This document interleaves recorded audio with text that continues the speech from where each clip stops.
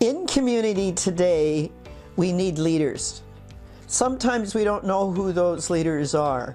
Sometimes as a community, as a board of directors in community, we need to support those that will take on that leadership role. Sometimes there are quiet leaders, sometimes there are leaders who do by action. What do you do in your community to support your leaders? A good leader is one who leads by his actions, who doesn't sit back but actually shows people how to do it and participates with them. Another trait of a good leader is ability to communicate. Verbal communication is so important. We underestimate it all the time, but the ability to sit down face to face with someone and talk to them, because what other people have to say is so important, as well as an opportunity for them to discuss what they would like to see done. Try and get together with small groups of people on a regular basis. And in our clubs today, in the seniors organizations around this province, there's a lesson to be learned there. The meeting should not always be top down.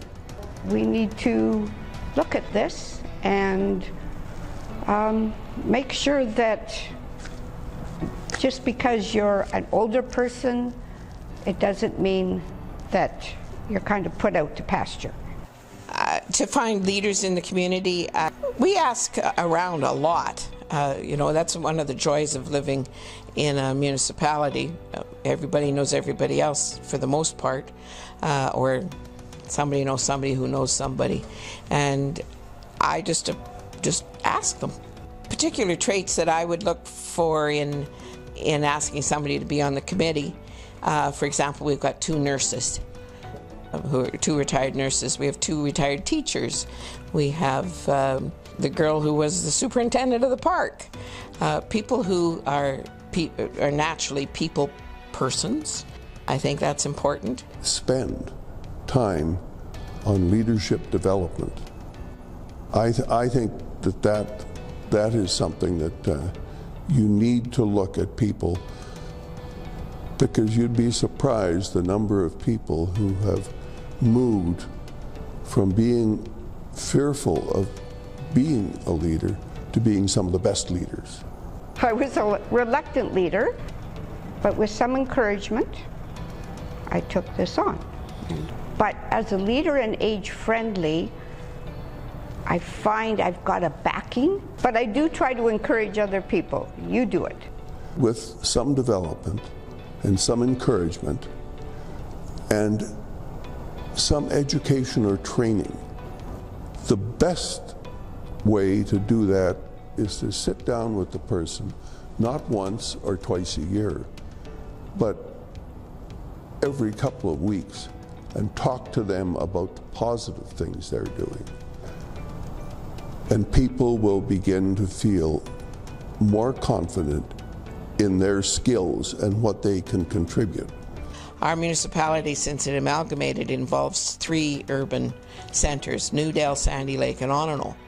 And we now have 3 from each of those towns, which is very helpful in that each one brings something to the table. I am very fortunate that I have a committee of 8 people who are phenomenal. I think it's very important. I approached them all to be on the committee. I recognized that they each have individual talents that I thought they could bring to strengthen our committee.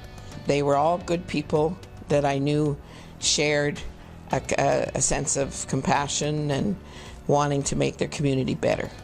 The strength of an organization is not in its president, it's in its membership. And those are the people who really count, and they need to be counted. I try to make it fun. I think that's very important. You don't want to turn it into work, because they've all got way too many things on their workload now. I have great respect for these people. I respect their time. I don't diddly-doddle around or ask them to do things that are not important to the work.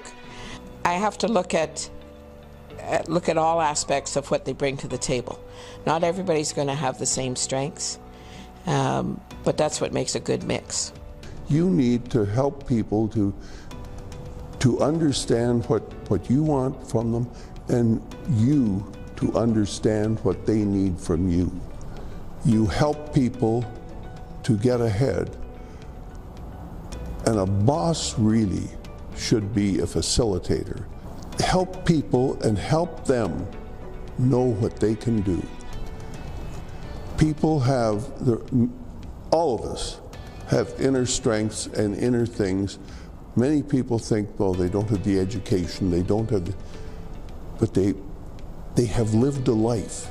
And for those of us who are on the north side of 65, we've had a lot of life experiences. I like to see myself as a senior partner in life. Okay, it gives me status, actually, I think. I think we have a job as people who choose to lead organizations.